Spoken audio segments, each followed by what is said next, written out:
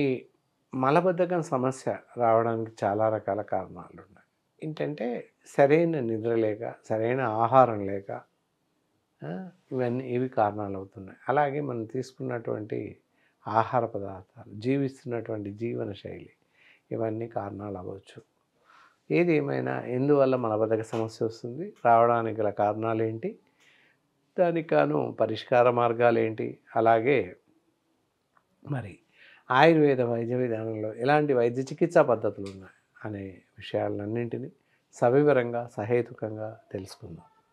ఇక్కడ వచ్చేసి మలబద్ధక సమస్య ఏదైతే ఉంటుందో దీనికి మరి కారణాలు ఏంటి అని చూసినట్లయితే సరైనటువంటి ఆహారం తీసుకోకపోవడం, అత్యధికంగా వేపులు తీసుకోవడం, అలాగే హెవీ ఫ్యాట్ కంటెంట్ ఫుడ్ తీసుకోవడం, నాన్ ఫైబర్ ఫుడ్ తీసుకోవడం ఇవన్నీ కారణాలు అవుతున్నాయి. ఆహారమే ప్రధాన సమస్య అని చెప్పకనే చెప్పాలి. ఇక నిద్ర, సరైనటువంటి నిద్ర లేకపోవడం వల్ల కూడా మనం తీసుకున్నటువంటి ఆహారం జీర్ణం అవ్వడానికి సమయం చిక్కదు. 9 గంటలకు పడుకొని ఉదయం 5 గంటలకు లేచినట్లయితే 8, 9 గంటల నిద్ర ఉంటుంది మనకి. ప్రతి మనిషికి 8 గంటల నిద్ర అవసరం కూడా. అలా చేస్తూ ఉన్నట్లయితే తప్పనిసరిగా కొంతవరకు మనం తీసుకున్న ఆహారం సజావుగా జీర్ణం అవ్వడానికి అవకాశం ఉంటుంది. అలాగే తీసుకునే ఆహారంతో పాటు సరైనటువంటి ద్రవ పదార్థం తీసుకోవట్లేదు అని చెప్పొచ్చు. ఏదో ఉరుకులు పరుగుల మీద ఎక్కడో రోడ్డు పైన నిలబడి ఏ సమోసాన తిని ఎడమ చేత్తో సగం గ్లాసు నీళ్ళు తాగి ఉరకడం, పరిగెట్టడం, ఎక్కడో బేకరీలో తిని ఏదో పఫ్సో ఏదో తినడం, వాడు నీళ్ళు ఇవ్వడు, అలాగే వెళ్ళిపోవడం, ఇవన్నీ సర్వత్రా కనిపిస్తున్నటువంటి ఉదంతాలు అని చెప్పొచ్చు. ఇవన్నీ కూడా అప్పుడే ఏం చేయకపోయినప్పటికీ భవిష్యత్తులో రానున్న కాలంలో మలబద్ధక సమస్యకి దారితీస్తుంది. మరి మలబద్ధక సమస్య వల్ల ఇంకా ఇతరత్రా ఎలాంటి వ్యాధులు రావడానికి, ఇతరత్రా ఎలాంటి సమస్యలు ఉత్పన్నమవుతాయి అది కూడా తెలుసుకోవాలి. మరి మలబద్ధక సమస్య ఉండడం వల్ల ఇంటెస్టైనల్ అల్సర్స్ స్టార్ట్ అయ్యే అవకాశం ఉంటుంది. అలాగే ఫైల్స్, హెమరాయిడ్స్ స్టార్ట్ అయ్యే అవకాశం ఉంది. దాంతోపాటుగా ఈజీగా డైజెస్ట్ అవ్వదు కనుక ఇతరత్ర పాలిప్స్, ఇంటెస్టైనల్ డిజార్డర్స్, కోశ వ్యాధులు రావడానికి అవకాశాలు ఉన్నాయి. మరి ఇవన్నీ తగ్గించుకోవాలి అంటే మలబద్ధక సమస్య నుంచి బయటపడాలి. బయటపడాలంటే మరి ఏం చేయాలి? ఏం చేస్తే మనం మలబద్ధక సమస్య నుంచి బయటపడవచ్చు? తీసుకునే ఆహారం మామూలుగా కొంత సెమీ లిక్విడ్లా తీసుకోవాలి. ఆ తర్వాత లిక్విడ్ డైట్ తీసుకోవాలి. ఆ పైన ద్రవాహారం తీసుకోవాలి. ఆ పైన 10 to 20% వరకు గాలి ఆడడానికి ఖాళీగా ఉండాలి. జీర్ణాశయం పూర్తిగా ఫుల్గా భోజనం చేయకూడదు. కొంత ఖాళీగా ఉంచాలి జీర్ణాశయాన్ని.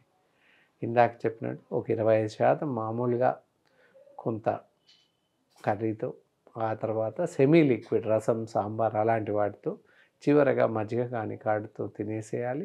ఆ తర్వాత కొంత విరామం సమయం ఇచ్చి నీళ్లు తప్పనిసరిగా తాగాల్సిన అవసరం ఉంటుంది. భోజనానంతరం ఒక గంట విరామం ఇచ్చి గంటకి గ్లాస్ చొప్పున నీళ్ళు తాగండి, సరిపోతుంది.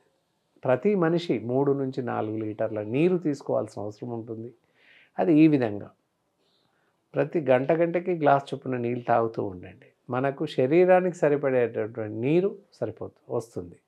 అలా తీసుకున్నట్లయితే మనం తీసుకున్న ఆహారం త్వరగా జీర్ణమయ్యే అవకాశం ఉంటుంది.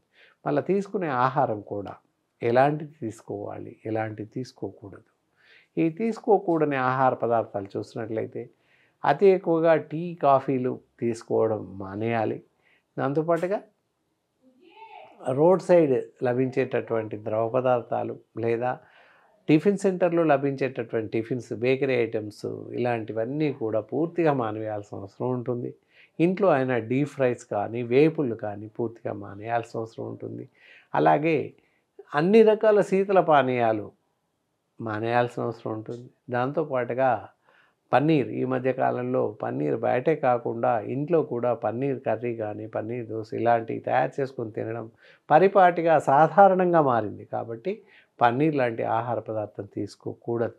అలాగే వంట నూనెలో చూసినట్లయితే మంచి వంట నూనె అంటే గ్రౌండ్‌నట్ ఆయిల్ వేరుశనగ నూనె కానీ నువ్వుల నూనె కానీ వాడండి. ఆ 2 మాత్రమే వాడండి. ఇతరత్ర వంట నూనెలు వాడకూడదు. అది కూడా ప్రధాన సమస్య అవుతుంది. కాబట్టి వాడకూడదు. ఇంకా తీసుకునే ఆహార పదార్థంలో అన్ని రకాల కూరగాయలు తినండి. పీచు పదార్థాలు ఎక్కువగా ఉంటాయి కూరగాయల్లో. వంకాయలు, బీరకాయలు, సొరకాయలు ఇలా అన్నీ తినండి. చిక్కుళ్ళు, చిక్కుడుకాయ ఇలా తినేసేయండి. దేనికి ఎలాంటి అభ్యంతరం లేదు. అలా తింటూ ఉన్నట్లయితే శరీరానికి సరిపడేటటువంటి పీచు మనకి సరిపోతుంది, అందుతుంది. పీచు పదార్థం ఎక్కువగా ఉన్నటువంటి ఆహారం తీసుకోవడం వల్ల మనం తీసుకునేటటువంటి ఆహారం త్వరితగతిన జీర్ణం కావడానికి అవకాశం ఉంది.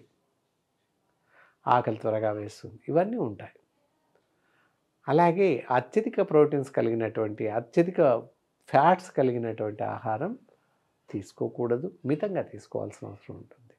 మరి ఇందాక చెప్పుకున్నట్లు పైన చెప్పినటువంటి ఆహార పద్ధతులు క్రమం తప్పకుండా పాటించండి. ఒక నాన్ వెజిటేరియన్స్ అయినట్లయితే మటన్, ఎండు చేపలు, రొయ్యలు ఇలాంటివి మానేసేయండి. చికెన్, ఎగ్, ఫిష్ తినండి. ఇలా చేస్తే ఎలాంటి ప్రమాదం లేదు. అలాగే తప్పనిసరిగా ఈ ఆహార నియమాలు పాటిస్తూ ఉండండి. క్రమం తప్పకుండా నీరు తాగండి. ఇలా చేస్తూ ఉండడం వల్ల మలబద్ధక సమస్యని కొంచెం వరకు తగ్గించుకోవచ్చు.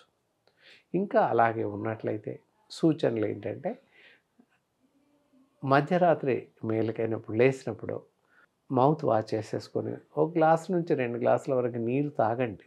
నీరు తాగి పడుకోవడం అవసరం.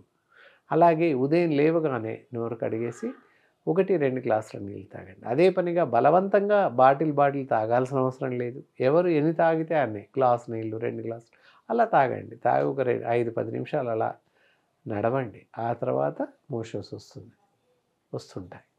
అప్పటికి రానట్లయితే ఇతరత్ర మందులు వాడాల్సిన అవసరం ఉంటుంది. ఇంట్లోనే చిన్న చిన్న చిట్కాలు ఉంటాయి. అవి చెప్తాను, వినొచ్చు మీరు. ఆముదం, వంట ఆముదం అని అందరికీ తెలుసు, దొరుకుతుంది. క్యాస్టర్ ఆయిల్ అంటే మామూలుగా షాపులలో అంతటా దొరుకుతుంది. ఆముదం ఇంట్లో పెట్టేసుకొని పెద్దవాళ్ళు అయితే ఒక 2 చెంచాలు రాత్రి తాగి పడుకోండి. అంతే. ఉదయం మోషన్స్ బాగా వస్తాయి. ఒకవేళ 2-3 సార్లకు మించి వచ్చినట్లయితే ఒక కప్పు మజ్జిగ తాగండి, సరిపోతుంది. అలా అంతేకాని ఏం కాదు. 3-4 డేస్కి ఒకసారి, మరీ 2 రోజులకు 3 రోజులకు వెళ్ళేవాళ్ళు ఖచ్చితంగా ఆముదం తీసుకున్నట్లయితే ఫ్రీ మోషన్స్, ఒంట్లో ఉన్నటువంటి చెడు విషవాయువులు, విష పదార్థాలు అన్నీ మోషన్ ద్వారా వెళ్ళిపోతాయి. మోషన్స్ ఫ్రీ అవుతాయి. అలా చేయండి. ఇక అప్పటికి మోషన్స్ వెళ్ళలేక లేదా ఆముదం వేసుకుంటే పడలేదు అనుకునే పరిస్థితి ఉన్న వాళ్ళకి ఎవరికైనా కూడా ఇక్కడ మోషన్స్ ఫ్రీ ట్యాబ్లెట్స్ అంటే కాన్స్టిపేషన్ తగ్గించడం కోసం ఇక్కడ మా వద్ద మోషన్ ఫ్రీ ట్యాబ్లెట్స్ ఉన్నాయి. ఈ క్యాప్సిల్స్ ఇవి ఉదయం రాత్రి పడుకునే ముందు 2 క్యాప్సిల్స్ వేసుకొని పడుకున్నట్లయితే తప్పనిసరిగా మీకు కాన్స్టిపెన్సీ బాధ నుంచి బయటపడే అవకాశం ఉంటుంది. ఎవరైనా కాన్స్టిపెన్సీ బాధ నుంచి బాధపడుతూ ఉన్నట్లయితే మమ్మల్ని సంప్రదించండి. అవసరం ఉన్నటువంటి ఇవే కాకుండా మీ శరీర తత్వాన్ని, నాడీని పరీక్షించి సరైనటువంటి ఔషధాలు సూచించడం జరుగుతుంది. ఈ కార్యక్రమం మీకు నచ్చిందని అనుకుంటున్నాను. ఇంకా ఇతరత్రా ఏవైనా సలహాలు, సూచనలు ఇవ్వాలనుకున్నట్లయితే వాట్సాప్ ద్వారా మా ఛానల్కి నేరుగా మీ సమాచారాన్ని పంపించే అవకాశం ఉంది. ఇంతటితో ఈ కార్యక్రమాన్ని ముగిస్తున్నాను. సెలవు.